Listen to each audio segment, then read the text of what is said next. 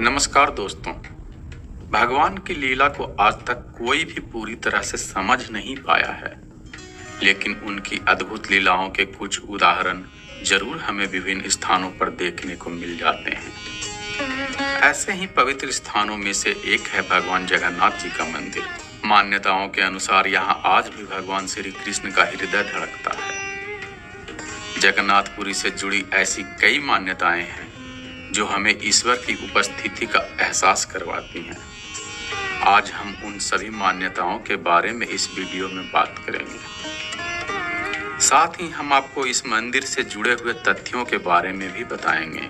सबसे पहले जगन्नाथ मंदिर की ऊंचाई के बारे में बात करें तो इसकी ऊंचाई 214 फुट है और ये 4 लाख वर्ग फुट तक फैला हुआ है। आश्चर्य की बात यह है कि इस भव्य मंदिर के गुंबद की छाया दिन के समय में कभी भी नहीं बनती है। इसके शीर्ष पर एक सुदर्शन चक्र लगा हुआ है, जिसे पुरी में किसी भी स्थान से देखने पर वो हमेशा एक समान ही दिखाई पड़ता है। इससे ये कहा जा सकता है कि यह मंदिर आस्था का मुख्य केंद्र होने के साथ वास्तुकला का भी बेहतरीन उदाहरण है। इसके अलावा मंदिर के ऊपर ध्वज स्थापित किया गया है। इस ध्वज की खास बात यह है कि यह सदैव हवा से विपरीत दिशा में ही लहराता है, जिसे प्रतिदिन सायंकाल के समय लोगों द्वारा 45 मंजिल उल्टा चढ़कर बदला जाता है। मंदिर का मुख्य द्वार सिंह द्वार है। इस दरवाजे से प्रवेश करने के बाद लहरों की आवाज स्पष्ट सुनाई देती है, लेकिन सिंह द्वार के प्रवेश द्वार से मंदिर के अंदर आ जाने के बाद समुद्र की लहरों का शोर बिल्कुल भी सुनाई नहीं देता है।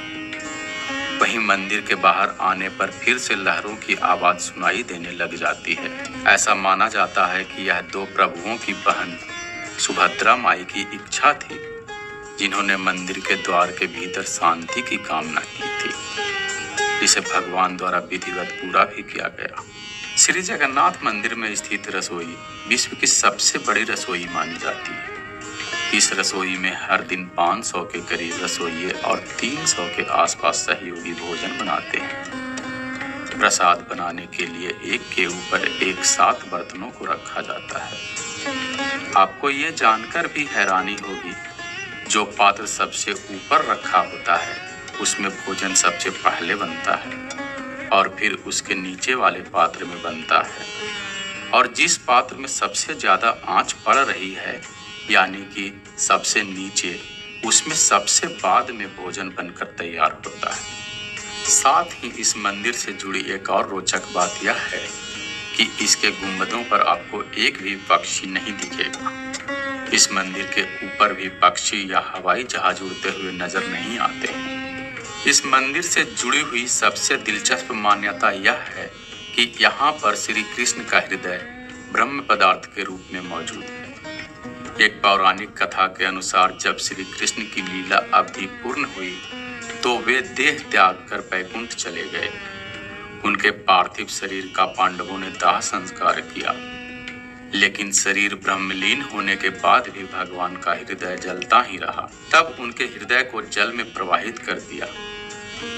जल में हृदय ने लट्ठे का रूप धारण कर लिया और उड़ीसा के समुद्र तट पर पहुंच गया। इस प्रक्रिया में भगवान जगन्नाथ व अन्य मूर्तियों को 12 वर्षों बाद बदला जाता है। तब पूरे शहर में बिजली बंद करके अंधेरा कर दिया जाता है। यहाँ तक कि मंदिर में भी अंधेरा कर दिया जाता है।